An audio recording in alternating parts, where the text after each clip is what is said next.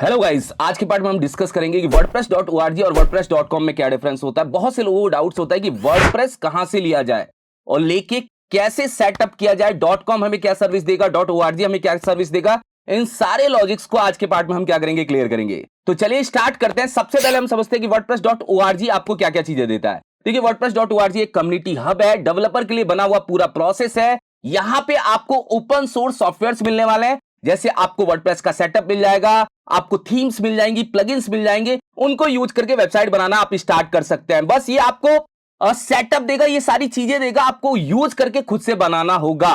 ये क्लियर है। अब देखिए, वेबसाइट को बनाने के लिए सामने वाले बंदे के पास डोमेन और होस्टिंग होनी चाहिए। डोमेन और होस्टिंग की सर्विस wordpress.org आपको नहीं देता, ये आपको केवल एसेट्स देता है, उसको यूज करके बनाने का काम डेवलपर का होता है।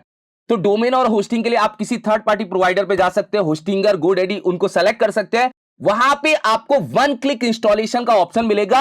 आप वहां पे वर्डप्रेस को क्या कर सकते हैं, इंस्टॉल कर सकते हैं, या आप अपने लोकल सिस्टम पे वर्डप्रेस को यूज करके वेबसाइट बना सकते हैं। लोकल सिस्टम का मतलब ये हुआ कि आप जैम को इंस्टॉल करके वेबसाइट को बना सकते हैं। अब आता है कि ये यहां पे जब आप wordpress.org से कोई चीज लेंगे तो कोई भी बाउंडेशन नहीं होगा। आप कितनी भी थीम, कितने भी प्लगइन यूज कर सकते हैं, एड्स भी कितने लगा सकते हैं। नो, मतलब यहां पे बाउंडेशन नहीं होगा कि आप एड मोनेटाइजेशन में एक ही एड्स लगा सकते हैं या दो लगा सकते हैं या तीन। कितने भी एड्स का आप स्क्रिप्ट को ऐड कर सकते हैं, ये भी फैसिलिटी देगा। एक चीज और है कि ये आपको कोई सपोर्ट भी नहीं देगा। सपोर्ट नहीं देने का मतलब है कि अगर मान लीजिए कोई प्लगइन में प्रॉब्लम आ रही है या थीम में प्रॉब्लम आ रही है, तो ये बिल्कुल भी सपोर्ट नहीं देने वाला, क्योंकि वो आपको समझना पड़ेगा। ये तो केवल एसेट्स दे रहा है, उसको यूज करके बनाने की जिम्मेदारी किसकी है, डेवलपर की है। कि डेवलपर उन सारे एसेट्स को यूज करके क्या कर रहा है, बना रहा है।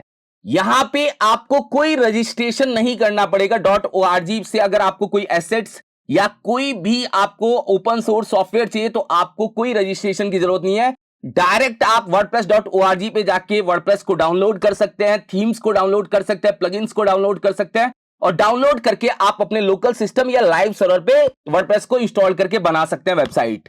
ये wordpress.org की चीज है। तो wordpress.org क्लियर है कि डेवलपर के लिए बना हुआ एक प्रोसेस है। मतलब यहां पे बंदा क्या कर सकता है, वहां से चीजों को लेके अपने लोकल सिस्टम या लाइव सर्वर पे वेबसाइट को बना सकता है। ये क्लियर लॉजिक है। अभी के wordpress.com क्या है? wordpress.com एक प्रॉफिट बेस्ड वेबसाइट है। प्रॉफिट बेस्ड वेबसाइट का मतलब वो भी वर्डप्रेस को मैनेज करने का काम करेगा। मतलब वहां पे भी वर्डप्रेस आपका क्या होने वाला है, मैनेज होने वाला है। बस वहां से आप डोमेन को खरीद सकते हैं, होस्टिंग को खरीद सकते हैं, वर्डप्रेस को डायरेक्ट आप वहां पे सेटअप कर सकते हैं। सेटअप वो करके देगा, सिक्योरिटी की जिम्मेदारी wordpress.com खुद हैंडल करता है। बस वहां पे कुछ लिमिटेशन लगा सकता है। लिमिटेशन लगाने का मतलब क्या होता है कि wordpress.com का यूज करके अगर आप डोमेन होस्टिंग लेके वेबसाइट्स को बना रहे हैं और वहां पे कुछ प्राइसिंग के प्लान होते हैं, 4 प्लान है। आप wordpress.com पे जाएंगे तो वहां पे प्राइसिंग के ऊपर क्लिक करेंगे तो आपको चारों प्लान की लिस्ट दिख जाएगी। उन प्लान्स के अकॉर्डिंग आपको क्या क्या चीजें होती है वो थोड़ा सा मैं बता देता हूं। अगर आपने लोएस्ट प्लान लिया तो आप वर्डप्रेस की किसी फाइल को एडिट नहीं कर सकते, और थीम्स वहां पे कुछ सिलेक्टेड थीम होंगी, उसी को एक्टिवेट करके आप चीजों को क्या कर सकते हैं, बना सकते हैं। अगर आप बिजनेस और ई कॉमर्स प्लान लेते हैं तो आप थीम कोई सी भी इंस्टॉल कर सकते हैं। मगर वहां पे भी ये प्रॉब्लम है कि आप कोई नल्ड थीम नहीं ले सकते कि नल्ड थीम लेके मैंने वेबसाइट को बनाया, क्योंकि wordpress.com सिक्योरिटी को खुद हैंडल करता है। अब wordpress.com में एक चीज आपको फ्री में मिल जाती है कि आप वहां पे सब डोमेन को बना के वेबसाइट को बना सकते हैं। वेबसाइट को जो आप बनाएंगे वो बहुत लोएस्ट लेवल पे वेबसाइट होगी। वहां पे आप ब्लॉगिंग का कॉन्सेप्ट, पेजेस बना के क्या कर सकते हैं, वेबसाइट को देख सकते हैं। पर यह है कि वहां पे आप कुछ कस्टमाइजेशन नहीं कर सकते, और एड्स की स्क्रिप्ट को लगाने में लिमिटेशन लगा देगा।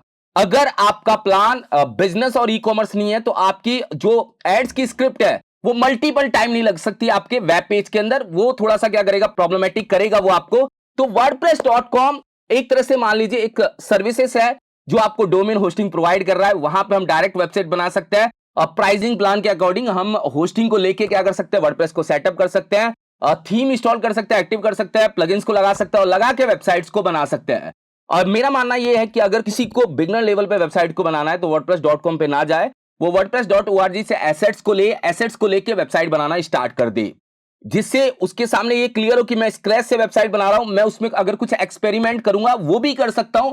कोई थीम पे बाउंडेशन नहीं, कोई प्लगइन पे बाउंडेशन नहीं। ये सारी चीजें वो आपको देगा कि आप कितनी भी थीम और कितनी भी प्लगइन लगा सकते हैं।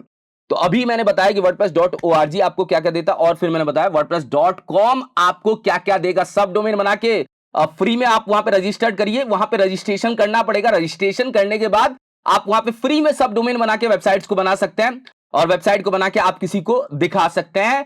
मेनली डेवलपर के लिए जो है वो wordpress.org है, और किसी को अगर स्टार्टिंग लेवल पे लोवेस्ट लेवल पे वेबसाइट बनानी है तो wordpress.com पे जाए, और किसी को बहुत हायर लेवल पे बनानी है तो वो प्लान को अपडेट करे, या तो वो बिजनेस या ई कॉमर्स प्लान ले, देन वो किसी भी लेवल की वेबसाइट को क्या कर सकता है, बना सकता है। Thank you so much guys.